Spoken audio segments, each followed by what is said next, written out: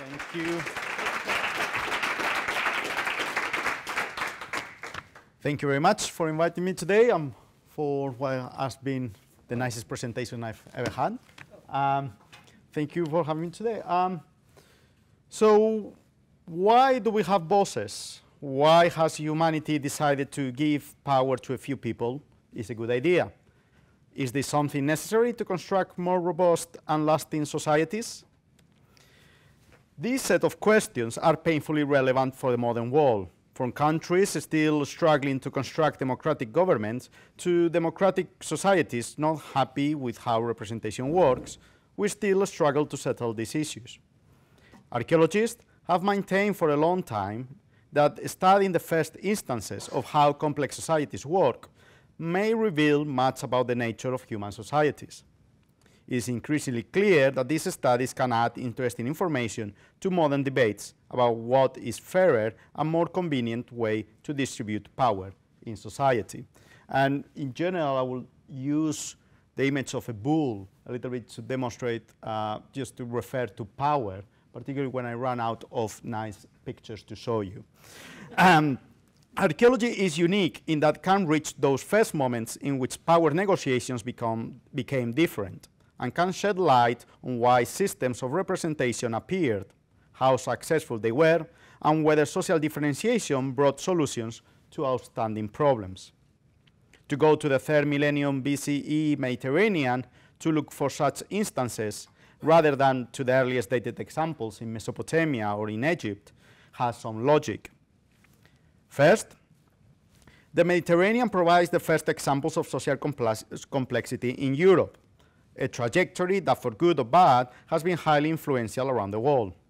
Second, the archaeological record of the Mediterranean period is full of cases of social change and attempts to establish new ways of social, political, economic, and ideological organization, from the monumental temples of Malta to gold-rich Varna, from Minoan Crete to Nuragic Sardinia. In this sense, we have a rich combination of truncated trajectories and long-term successes that enables us to understand the fluid character of early complexity from several points of view. Intrinsically related to this last point is the third reason. The Mediterranean presents a unique environment of comparable challenges and possibilities. An arid and unpredictable weather, matched by a dramatically varied landscape and the attraction of a relatively easy to navigate sea that connects 3 continents. So today, I aim to explore whether there are Mediterranean reasons that explain the harmonic behavior of several regions around this pond. By harmonic behavior, I mean the interest of several regions around the Mediterranean to explore sociopolitical complex organizations. These are independent and differing trajectories, but at the same time, the fact that they all seem much more dynamic than contemporary continental Europe and North Africa suggests that there may be comparable reasons to explain this dynamism. Is there something in the Mediterranean that pushes communities towards early social change? The approach of the paper to explain change in the Mediterranean is somehow different to early academia. I believe that the exercise of bringing into the comparison the study of the West Mediterranean is not a mere analytical exercise, but one with theoretical implications. It presents important challenges to how we explain change. I will not address directly diffusionist interpretations. Despite some worrying very recent trends, particularly in Spain, I believe that in current academic paradigms, diffusionism is barely a reference anymore. But there is much more pervasive model in the way the Mediterranean hyperconnectivity is linked to social change that I would like to review. Floating around many of the strands that compose Mediterranean archaeology, postcolonialism, world systems, there is a similar way of understanding change that still relies on unequal relationships between more developed areas, normally in the East Mediterranean, and less developed regions farther west. The Aegean in the Middle Bronze Age, Italy and related islands in the Late Bronze Age, and Iberia in the Early Iron Age. The way contacts are argued is quite distant from basic diffusionist approaches. There is a much more complex view that stresses the establishment of relationships between local societies and the developed ones in the East. Nevertheless, the basic premises to explain change are not very different between the different scenarios. The model could be named the prestige model.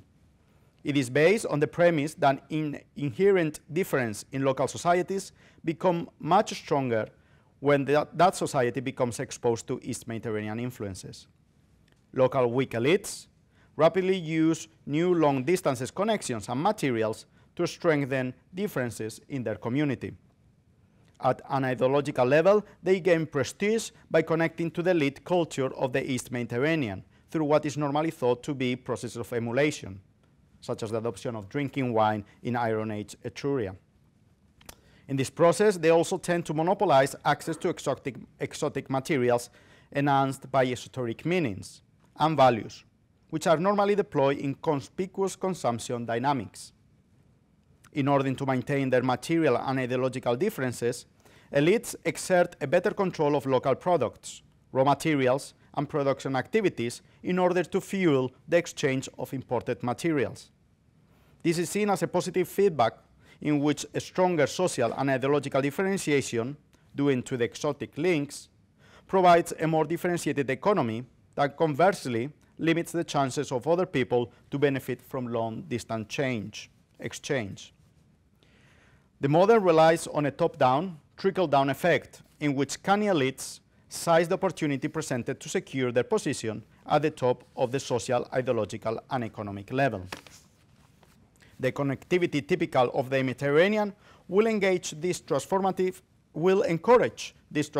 dynamics, but it requires the presence of more developed centers in the East Mediterranean, indirectly depicting the rest of the Mediterranean as aspiring actors.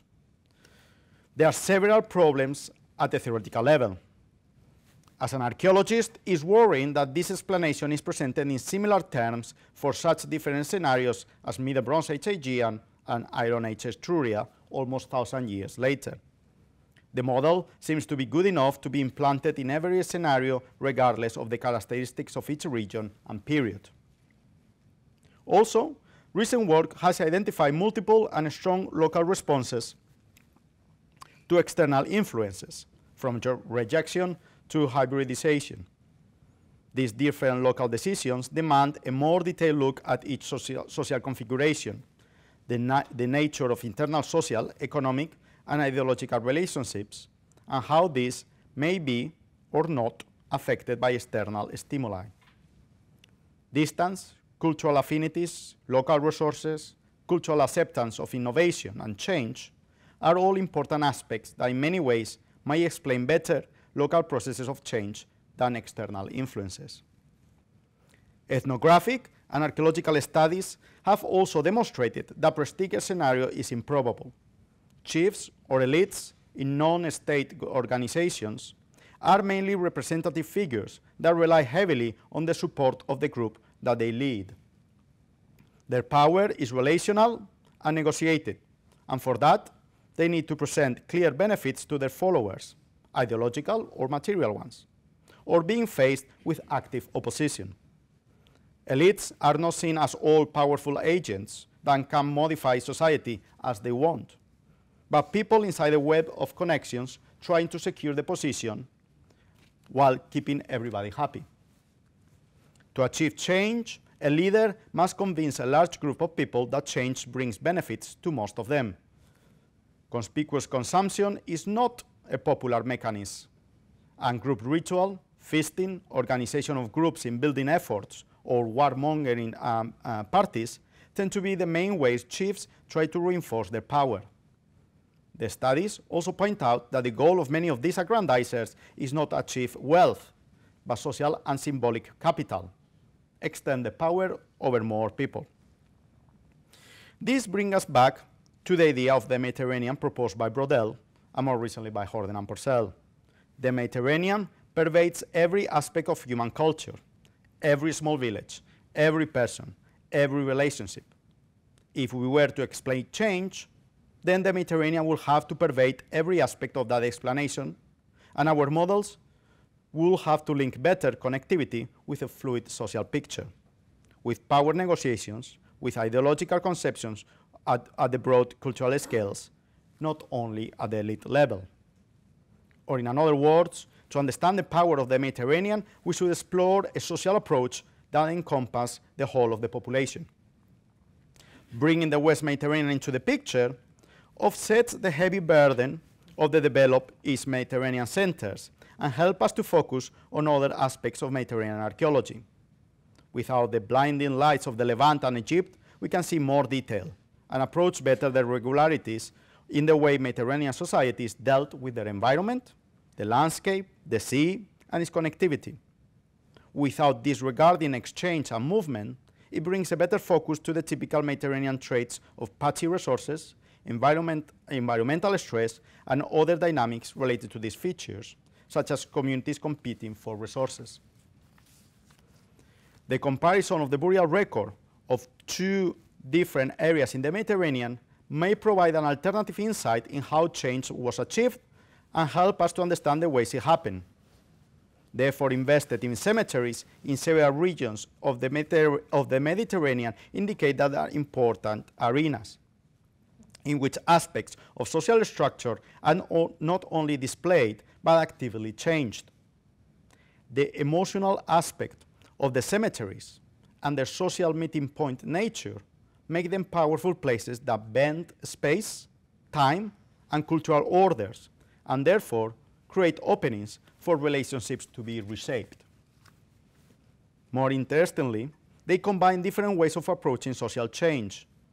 Wealth differences between tombs and the structure of the cemetery can shed light on social structure, economic differences, and more importantly, how these change through time. But there is also an important ideological aspect. Tombs are places in which the worldviews and even ethical framework of a society is made clear and allow us to understand the non-practical choices made, the way they understood the world, moral ideas of what is right and wrong, and the creation and maintaining of social identities. Burials are a rare window in which more everyday matters can be studied in the relationship with the ideological framework that sustain them and how both may change. From a practical point of view, cemeteries tend to be less prone to reuse after their abandonment, allowing for a better approach to particular periods and to gain an understanding of how society changes through time that can be matched to the broader patterns provided by archaeological survey in a way that multi-period settlement excavation struggles sometimes to achieve.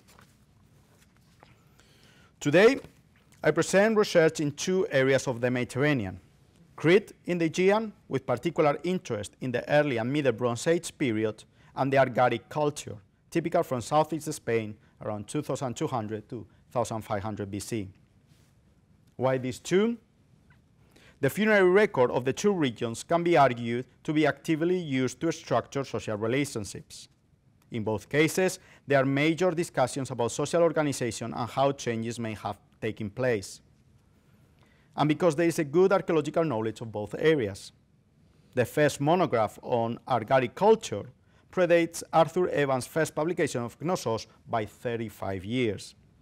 And of course, because they sit in very different locations in the Mediterranean, helping us to filter better the role of East Mediterranean influences and to explore whether there are other aspects intrinsic to the region, Mediterranean region, that encourage the exploration of social change beyond external stimuli. There is no indication of East Mediterranean contacts with Argaric Spain. I will start investigating the case of Crete as the record is better published and provides a better backbone around which to structure the comparison. Crete might be a familiar scenario for most of you.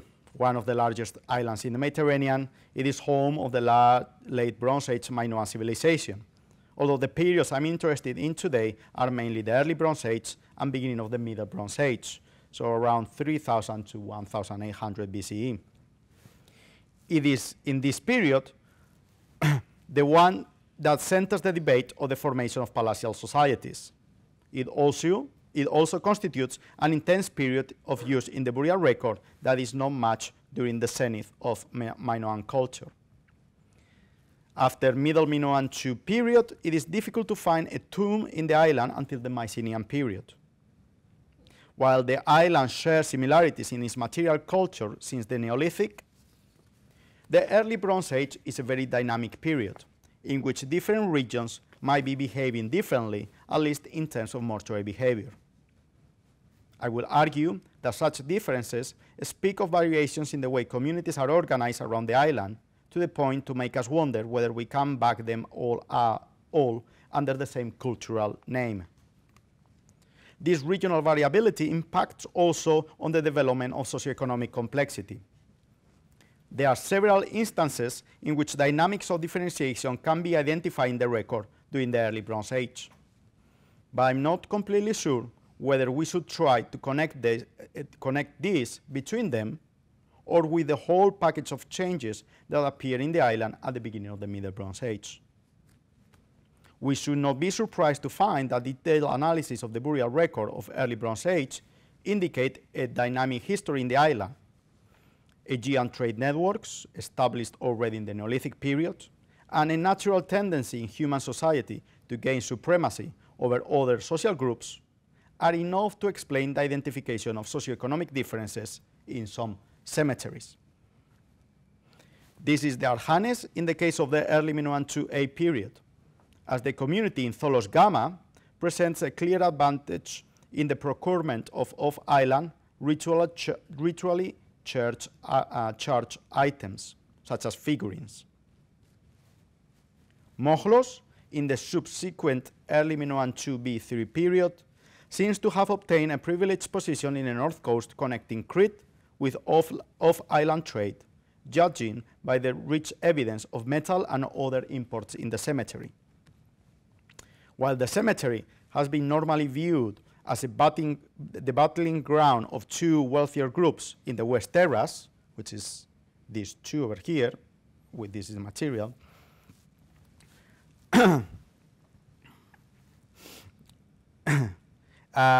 a more careful look at taphonomic processes reveals a more open competition between groups in the community, based particularly in the display of gold items, but also stone vessels. Arhanes and Mochlos may express differentiation, but they do it in a very different manner.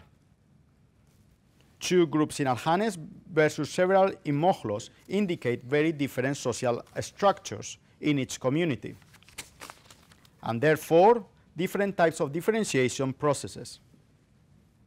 Also, the use of figurines in Arhanes by Gol and Mochlos show very different wealth and ideological basis for the dynamics between the two communities. Common to the two examples is that these internal differences never seem to be long-lived or affect communities near them. In many ways, can be seen as failures to launch, as they do not seem to reach a critical social mass to sustain change.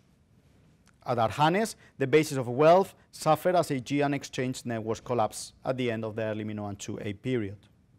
At Mochlos, it seems that the competition dynamic was not sustainable and probably brought a stress to the community that could not be resolved. None of the two cases result on systemic change, and the differentiation patterns may be explained by very local processes that they were never to survive beyond the short term. Suddenly, at the end of the 3rd millennium BC, this situation changed rapidly in Crete. A few settlements become much larger, and we have clear evidence for major palaces being built in the middle of them. Scripts, ceilings, and sealstones also appear in the record in significant numbers, for first time, indicating a new type of administration organizing larger territories. Other changes include the first evidence of sustained contact with the East Mediterranean and the appearance of a whole range of new technical innovations, such as fast wheel pottery. Cemeteries experience also major changes. They become larger, with more tombs, although these keep the communal use that has been the norm on Crete for a millennium. Since the early Bronze Age to the late Bronze Age, tombs in Crete house human remains together with grave goods, all in disarray. They present ossuaries in which individual interments are impossible to identify.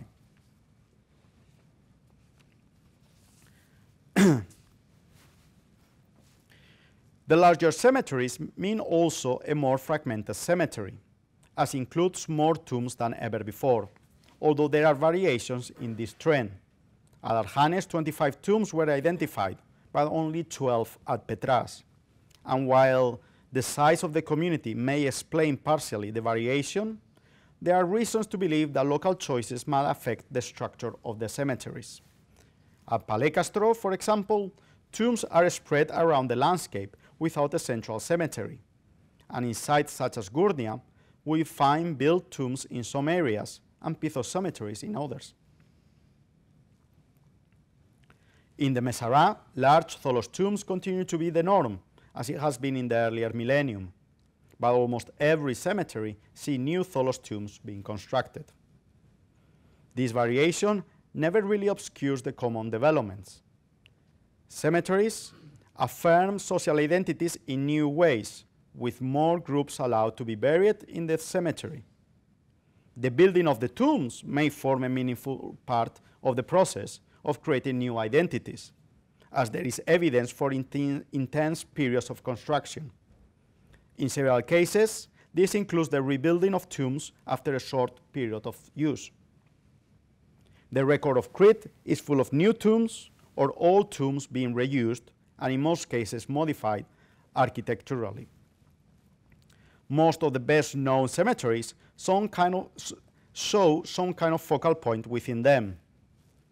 This tends to be a larger tomb at the center of the cemetery that is surrounded by a series of open spaces, benches, and pavements that seem to be associated with cult activities involving a large group. It's interesting to note that there are major changes in the material assemblages of the tombs in general. Okay, and this is a horrible slide, but just pay attention how the colors changes from the earlier periods, which are up here, to later periods. And the same with the ceramic assemblages. You see different colors coming out here, different colors. So that is the main point of this picture. Inside the tombs, we find a much less varied range of materials than in earlier periods. Ceramic vases are common, but metal is rarer, and there is little evidence of other materials such as figurines or ornaments. What we see for first time inside the tombs is a significant presence of siltstones and stone vessels, regardless of the size or location of the tomb. A small number of these seals were imported or local imitations of Egyptian scarabs. And it's now when we can record for first time a number of stone vessels imitating Egyptian counterparts in the burial record. None of these items were found in a special deposition context, but in the middle of the jumbled up deposits of the communal tombs. In many ways, scarabs and Egyptianizing stone vessels seem to fall within the new emphasis on siltstones and stone vessels. Concentrations of Egyptianizing items, scarabs, stone vessels, are found in deposits that are especially rich in siltstones and stone vessels. Furthermore, many of the imported scarabs were engraved on Crete with typical Cretan sphagistic motifs. Many of the cemeteries have yielded also large quantities of ceramic vases outside the tombs, mainly cups and jugs that indicate communal activities related to the burial. The cultic areas outside the cemeteries not only speak of group practice, matched with the evidence of secondary deposition of human remains, it suggests that the funeral was a long process.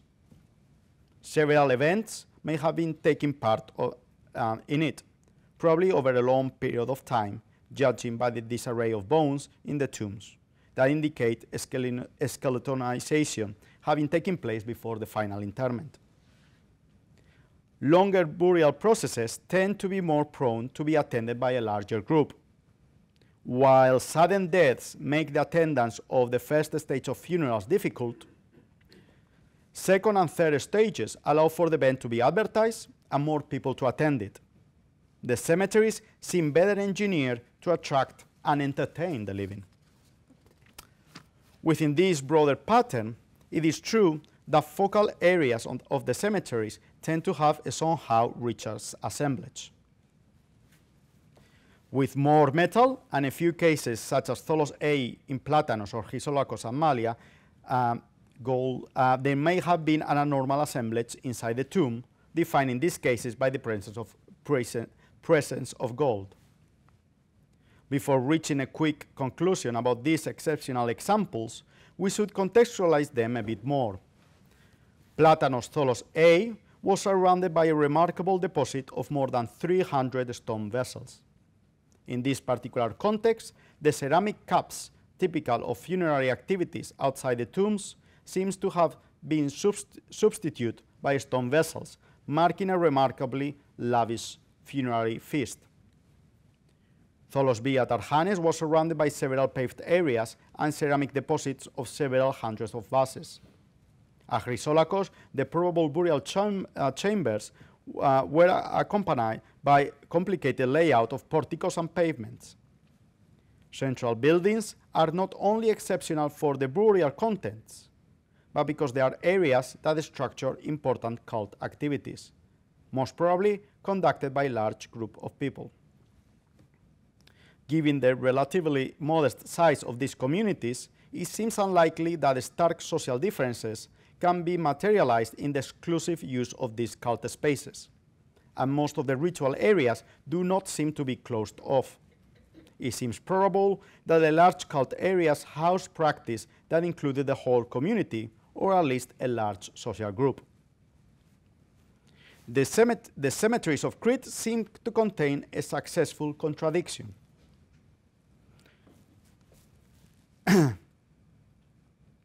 Here we are. There is a breakdown of society in cemeteries that was difficult to see in earlier periods, with more tombs probably presenting the growing importance of smaller social identities. Among these groups, there are some tombs that are more differentiated, indicating that the group in them is somehow different to the rest. These trends are limited by broader dynamics in the cemeteries, that is, construction of tombs, communal burial, importance of seal stones, group practices. Tombs are still communal, and individual figures are hidden within the group identity of each tomb. Despite many things changing in the cemeteries, the rule of communal burial had been maintained for more than a millennium. To get an idea of the importance of this fact, we must understand that there are no other examples in the Aegean, or even the Mediterranean, in which communal burial was the norm for such a long period of time.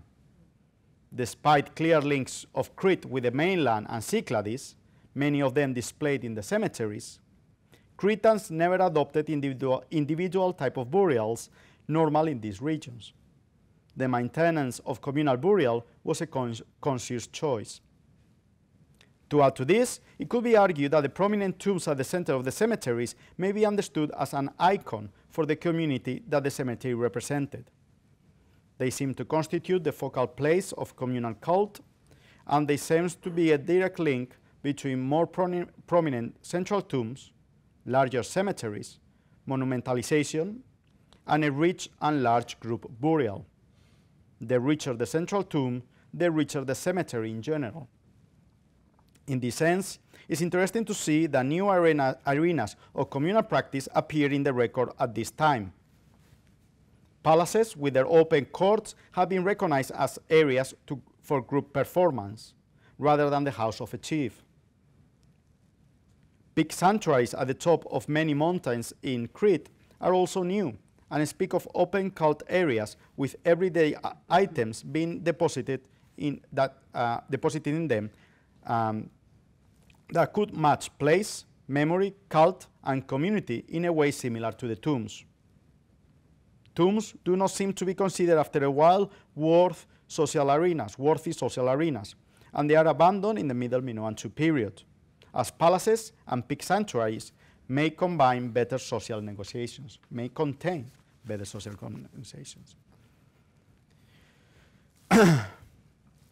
Cemeteries start to show awareness of a regionalized scenario, in which the large cult activities and long process of burial seem to indicate a major effort to communicate towards a larger audience, probably drawn for farther away areas than before. Most cemeteries behave similarly around Crete, showing that the spheres of interaction that affect the life of a Cretan community have widened. And the presence of East Mediterranean items in the tombs show that the very long distance may be a scale that has gained importance in Cretan lives. In this scenario, the agglutination around larger communities may provide clear benefits. It guarantees security in a more competitive landscape, but also advantages in the growing importance of medium and long-distance relationships. What is interesting in Crete is that changes seem to be developed under a strong communal paradigm. New social structures seem to rely heavily on group and community identities. To introduce Argaric Spain, I need to go back in time to the Chalcolithic period, to the 4th millennium BCE. In the last decade, a string of discoveries around the Guadalquivir River have provided glimpses of extraordinary large settlements, as well as significant numbers of raw materials coming from Africa and Asia. And the possibility of an independent development of metallurgy in the region is being discussed as we speak. The little data indicates a dynamism in the region that was unexpected. Not to forget, perhaps, one of the most impressive 4th millennium settlements in Europe, Los Millares in Almeria. Unfortunately, these glimpses are still only preliminary published, and the evidence is too small for a meaningful overview.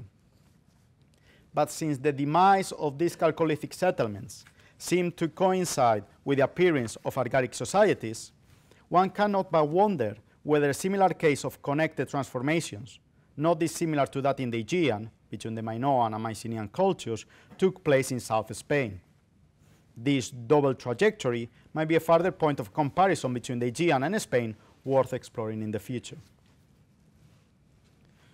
First discovered and studied in the late 19th century by a Belgian engineer, Argaric cultures have been named after the most important site in these early investigations, El Argar, in the rich Vera depression of southeast Spain. So we are talking somewhere here, right here, in the heartland of what we think is Argaric territory. Yet, the extent of Argaric culture is not entirely understood, as excavation in the interior highlands is still rewriting the map. First Argaric sites appear in agriculturally rich lowland areas, but their influences expanded to the metal-rich areas of the interior by the middle of the 2nd millennium BCE. The extension of Argaric traits did not construct a homogeneous human landscape, and there are major differences between microregions, with particularly large settlements discovered in the Lorca area, which is around here, perhaps as large as 2,000 or 4,000 people that have no match in other regions. Chronologically, the mean period of the Argaric culture has always considered to be the 2nd quarter of the 2nd millennium BC. But new excavations have discovered important monumental architecture already in 2200 BC, which strengthens the links with the earlier Chalcolithic culture. Argaric culture has been traditionally defined by two main features. The first is the placement of the major settlements on hilltops in highly defensible positions that in cases have restricted access to agricultural resources. In the larger sites, there is evidence for defensive walls, and at the center of several sites we find large storage areas. The defensive nature of these sites is not new, but in this period it seems to become even more important than in Chalcolithic times, provoking a displacement of many settlements from lowlands to hilltops. Despite the traditional view that the Argaric culture was structured around highly stratified settlement patterns, the current revision of the data shows a more fragmented landscape in which each settlement seems to be able to access directly the basic resources of everyday life. forming a large network of juxtaposed hinterlands. Recent evidence from metallurgical studies by Murillo Barroso had indicated that the movement of metals is also a fluid and intricate process, talking about the centralized exchange networks. Perhaps the most characteristic trait of Argaric culture is its burial record. Burials are formed by primary inhumation in schist and pithos or burial jars. This is a profound break from the communal tombs typical of the Chalcolithic period. Argaric tombs sometimes contain 2 or 3 individuals, always in primary inhumations, and tombs include males, females, and children. The other major break with previous mortuary customs is that in many cases tombs are found inside houses or between houses. In some cases, the burial grounds are placed intertwined with the outer fringes of nucleated settlements. Before, communal burials were found always clearly placed outside the settlement, but the boundaries disintegrate in Argaric culture. This also means that there is a more restricted number of burials. Only 1 or 2 burials are found associated with each house, and even accounting for the tombs at the outskirts of the settlement, there are not enough tombs for the expected number of deceased. Despite our best efforts, there are no clear patterns to explain who had the rights to be buried and who had not. Burials are found in large and small settlements indistinctly, and they present a range of wealth as well as gender and age. In terms of elaboration, there are no clear differences between tombs, and even those which have a richer burial assemblage are not remarkable in terms of grave architecture or burial structure. The material assemblage in the tombs is relatively homogeneous. They include ceramic vases of a very distinct shape and look, burnished black jars, and pedestal goblets, probably related to drinking activities. The significance of these items is marked by the recent discovery of one of them decorated with silver metal strips, and indicate a particular type of practice related to them, in which status variations may be marked through material culture. Large weapons and ornaments are also common in the tombs. Weapons tend to be associated with males, while ornaments such as pins are more typical of female burials. But there are plenty of cases of female burials with daggers. Argaric tombs have been at the center of a long debate of the social political nature of El Argar. Since the 80s, there has been a group of authors have defended that El Argar must be considered a state organization, comparable to that of Crete. Based on a strongly Marxist understanding of culture, they have maintained that Argaric society was a highly hierarchized society in which a small part of population had control over the society. It is maintained that settlement patterns support such a hierarchical organization, but much of their effort had been in measuring differences in the richness of burials and its location within a settlement. It is suggested that richer burials are located in the central area of these hilltop settlements, indicate the place of the lead.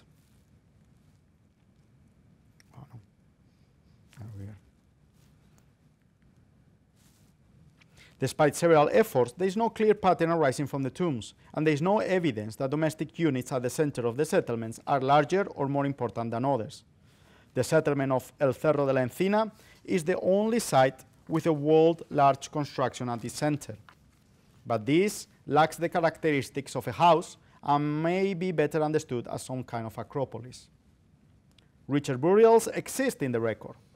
There are burials with more weapons, and certain items such as silver diadems are extremely rare and may indicate a special status. A recent study has identified the richer burials seem to include bovid remains, while more common interments include captured remains of goats or sometimes sheep as well. indicating variation in the funerary meals associated to the burial. The problem is that these differences do not appear in regular patterns that can be related to the expression of difference, at least in a systematic manner. Certain individuals may have embedded with a special status, but these do not seem to be passed on. Argaric tombs focus on life cycles rather than in longer social times. Situation at time of death, inheritance, memory, emotion responses can explain differences in engraved goods. Tombs in El Argar then are not easy to interpret, but when compared with the case of Crete, they show a very different set of social relationships. Burials in El Argar seem to lack many of the integrative features beyond the household. Locational relationship with the house indicates the reinforcement of household identities, but otherwise there is little else here to indicate social links beyond those related to individual identities. Differential deposition of grey goods, gender, creates a mixture of unique identities, marking the tombs in a way that is not found in Crete. And it seems to indicate that many identities were not filtered through strong communal filters as in Crete. While homogeneity in burial type and rates of grey goods mark connections between tombs, these links do not seem to be the defining factor in the tomb. A good case is the example of the drinking sets of black burning ceramics. There have been suggestions that these mark common ideological practices across the Argaric culture. They might help to structure and possibilitate relationships in the fluid regional landscape. Commensality might be a shared practice that brings together people that otherwise do not interact regularly. A familiar ritual place in which establish connections. But the way these items are presented in the tombs do not emphasize commonality, but individual property and personal identities. If we want to look at integrative dynamics in the Argaric culture, we need to move to the settlement. Walls around settlements and large cisterns and granaries in the center of sites, such as Fuente Álamo, may express communal practice and identity better. Location of houses close together in the geographically challenging hilltops and the creation of large terraces to build several of these houses are better indications of shared values than anything the tombs may have offered. What it can be seen about Argaric mortuary customs is that represent a new set of identities that relate a small household and houses to individuals. Here, there is no evidence of communal practice, there is no record of group cult. We lack visible ideological mechanisms of integration at the communal level. The comparison of two burial records in such separated areas of the Mediterranean may feel impossible. And I will agree if we take them at face value. Each burial record is deeply set in a particular cultural context and speaks of different histories. The comparison, though, is much more valuable if we understand the burial record as part of a range of ideological and practical responses of communities to common Mediterranean pressures. Both in Crete and Spain, I have painted a similar picture of small communities navigating a challenging Mediterranean landscape. There seems to be common limitations to the scale of community and the impact of a community beyond their immediate landscape, even though this by no means seems an obstacle to obtain a range of important resources from far afield. Despite not being explored today, we must add defensibility as shared concern in the two regions. Flexibility, networks, and fluid landscapes are often euphemisms for pillage, war, and vendettas. Tombs, in this case, seem to be an important regulator in the several contradictory dynamics within these landscapes.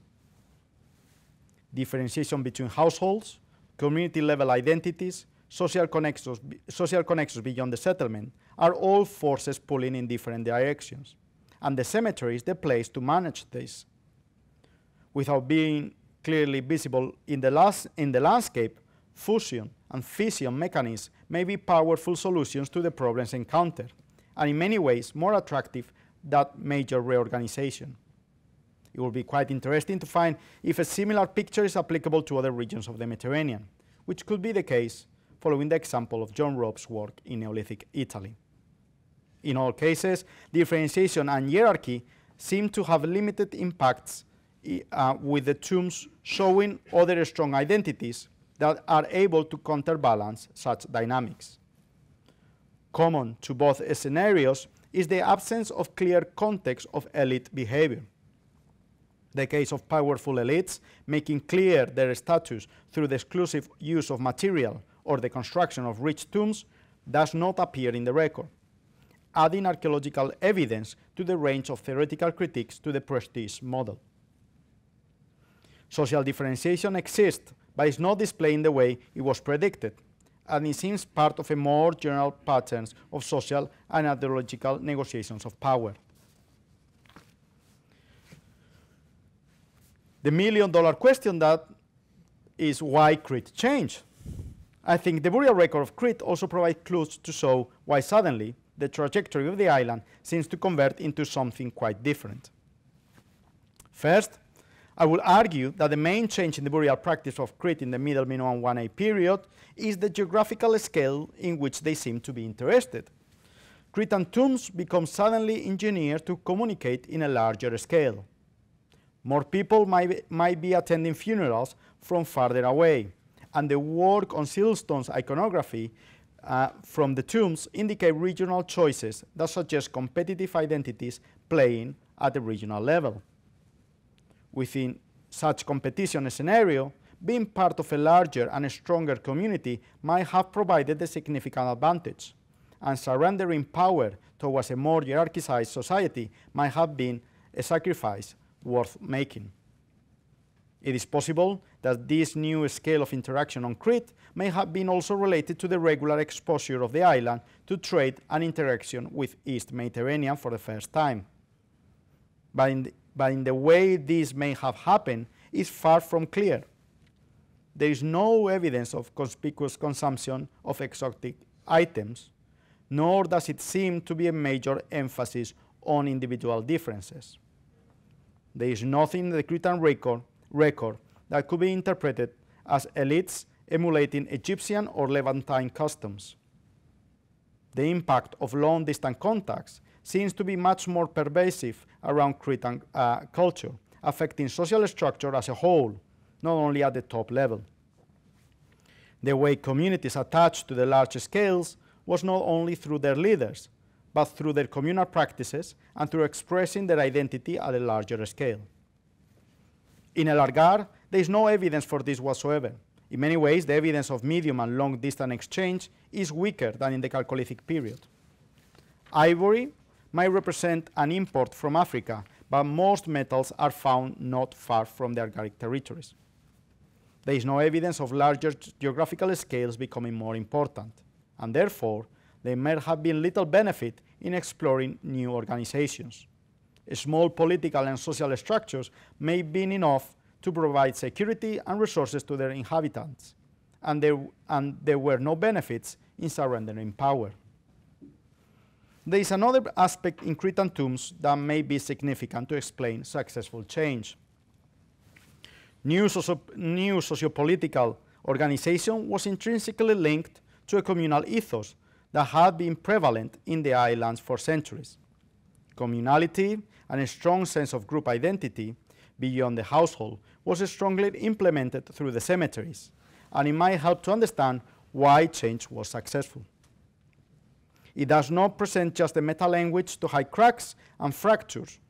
It also affects practices and ensures the delivery of clear benefits, imaginary or real, to a wide social group. This means that change was supported by a whole community, making it sustainable and able to develop further. In El Argar, individual and household identities may indicate the prevalence of centrifugal mechanisms when solutions are needed. Ideology may encourage fission and retreat into small social groups under stressful circumstances. To conclude, the 4 main points I would like to emphasize again will be the potential of comparative bottom-up analysis to explore a truly Mediterranean archaeology that understands difference within broad trends and that finds similarities in different trajectories. There are indications that the fluid nature of competition in the Mediterranean encourages constant negotiation of power, but only when connectedness propels a region into larger scales, the benefits to sustain larger organization changes might become more apparent. Change is a social issue that cannot be explained in top-down manners and requires to understand broad dynamics and longer trends, as well as the detail of human lives. To produce an approach that truly explores the uniqueness of the Mediterranean, this has to reach the whole social spectrum. And Mediterranean archaeology needs a social archaeology that acknowledges the pervasive influence of the Mediterranean at every level and the different human responses. Paraphrasing Eric Wolf, the Mediterranean cannot be understood without providing its people with history. Thank you very much.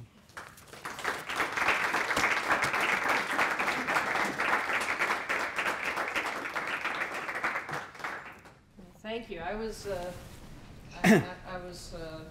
sort of struck with this image of a few years ago of Michael Shanks explaining a T kind of shaped argument or paper where you get both the depth and the detail, but you also get the big picture and the why this foundation matters. I think that was an excellent example of that. And you'd be happy to receive questions? Yeah, of course. Yeah, more than happy. Questions. Be they. Actually, you grabbed on one of mine. I was about to ask you, okay, you got Crete and you got southeastern Spain. If you could pick other areas to sort of drop in the middle, but you mentioned John Robb's work. I was wondering about Malta. Center. I mean, these commonalities that, you know, the idea is put at least some questions that could be asked to different regions. You know, about settlement patterns, about relationship with the environment, about tombs, about death. So in that sense, there are many regions that could come into the picture. Italy, Malta is probably ones that come first to mind. But, you know, early Bronze Age, Anatolia, and even the Levant in many ways could be included here. Other questions? Great. So I was wondering about the geographical scope of the study and the change in burial practices.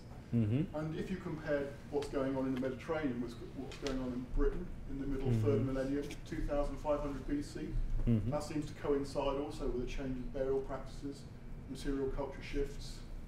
So is what you're seeing really a reflection of material culture, or is it something to do with the Mediterranean? Because you could draw similar parallels chronologically with what you've seen in southern and eastern Spain, Crete, and early Bronze Age Britain. I'm not an expert in early Bronze Age Britain. I'm afraid it's enough trying to cover what I covered at the moment. I think there is an argument that I would like to have with some people more interested in the kind of areas in terms of what they see is comparable, particularly at the side of social organization, are real changes that are happening in early Bronze Age Britain that can be compared. It's only about the burial record, or is something that they could do in a broader pattern with certain patterns and other evidence. In the case of Spain, I think there's a clear, you know, and on Crete as well, there's a clear, you know, burial record is only part of broader changes that happen. So we have to think about, you know, more in broader kind of approaches to social organization. While, you know, because sometimes as well, changes in the burial record, and the burial record is so difficult and so particular, doesn't naturally or automatically means that a lot of other things are changing at the same time. It could be just related to more kind of ideas of religion, of ideology, just changing without really much impact in other aspects of society. So I never really come out with anybody from Britain when I present these things that say, look, actually, you know, you have to broaden your spectrum. you know, people like Anthony Harding was happy to, you know, to just keep that in the Mediterranean. But, you know, it will be something interesting to maintain a conversation with some of the experts, particularly from British early Bronze Age. I think there's some literature back in the 70s and 80s which looks, you know, did compare. Yes, it did compare, but, you know, it is more from a theoretical, ideological point of view of what are, you know, the aspects of community identity rather than change. They say that literally more as always, you know, the social structure that is underneath that terms doesn't seem to be that mobile. There's a point as well to make there in terms of, you know, how much of what we see in Britain is a question of a lot of people looking in very detail at the evidence, and that gives us always a very kind of dynamic picture, while there's less work in those kind of Mediterranean landscape. So as well, that tends to be, you know, sometimes a lot of effort goes from the academics to really kind of being able to approach it from different points, giving a lot of information, and the picture is not only related to what happens, but as well how much effort are we putting in there. So there's as well a bit of a skew in there with some of these regions I presented today. Yeah, this may be a bit half-baked, but I want to look at the Spanish half of your example. And you argue quite cogently, based on the burial evidence, that there is more emphasis on the individual and versus the groupings there. But the sites themselves would seem to place emphasis on a community, sets of communities seeking refuge in high places with very striking fortifications, which again would seem to be enclosing living communities. So I'm just wondering how you negotiate that evidence with the burial evidence. They almost seem to be contradictory. I think what I will argue is what I like from the burial evidence is they give you a little bit of a window into ideology in terms of how people kind of thinks about the relationship between them.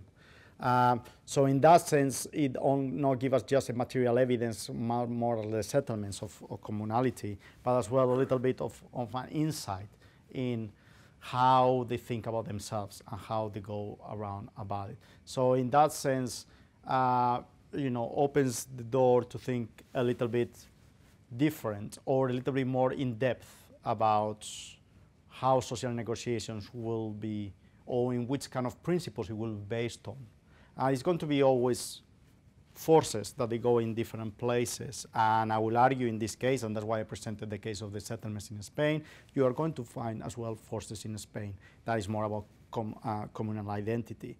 But when you go to the places where you'll expect to see the key ideas that dominate those exchanges in the tombs, they seem to go the opposite way, in which communality of the tombs is breaking down and they relate much more into individual figures.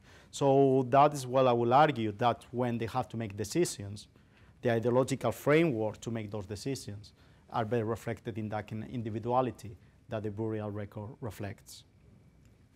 I guess I would just counter, and I'm really posing it as a question, that are we seeing the fortifications ideology for the living and in burials ideology for the dead, or is there perhaps a distinction? Yes, it's a good point.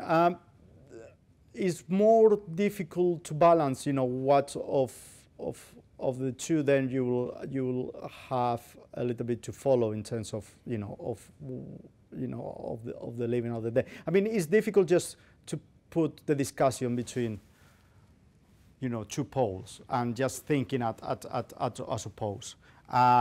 So, you know, in the sense, yes, there has to be ways or practices and practicalities of living together. I think that will be important.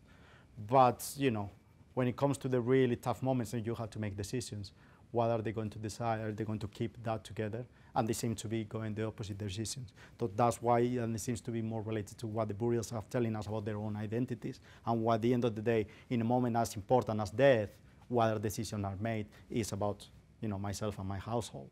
So it seems to be a little bit related to that. So that I would say that, you know, I will just put a bit more emphasis on that. But yeah, and you know, it is difficult sometimes to relate that burial record, and the evidence has to be more contextualized with what we see in the settlements. There's a there's a good argument there in which of the two. I will go for the burials as more of a better window on those societies for certain areas, but as I said, yes, there has to be other forces pulling together. Are they fighting each other? Yeah, sure. Oh, okay. But the Cretans are fighting each other. Yeah, No, but the Cretans are fighting each other. I mean, I didn't really work on it, but we have plenty of walls and defensive architecture in Crete at the same time. They are not loving each other and stuff. Minoans were peaceful. Have you gone to Crete? Have you gone up to the mountains? They are not peaceful people. And they will never be. And they were never there. No, that's an image that we have. And I think... Flower children. Yeah, and I think that's a problematic image that we have. On Crete we are going to see competition and violence as important as a mechanism as any other place in the Mediterranean. I would say no. Questions? John? So you're certainly not the first to argue that after a millennium, well over a millennium of communal burial practices and these kinds of tombs or tomb complexes being places where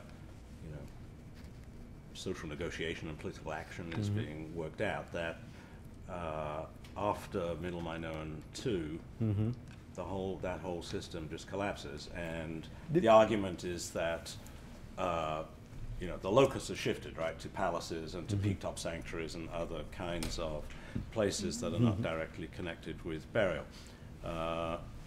I think I probably buy into that argument, but it's always struck me as odd that, throughout the entirety of, from the late 4th millennium all the way down through the first couple of centuries of the 2nd millennium, the archaeological record of Crete, prehistoric Crete, is utterly dominated by the mortuary evidence.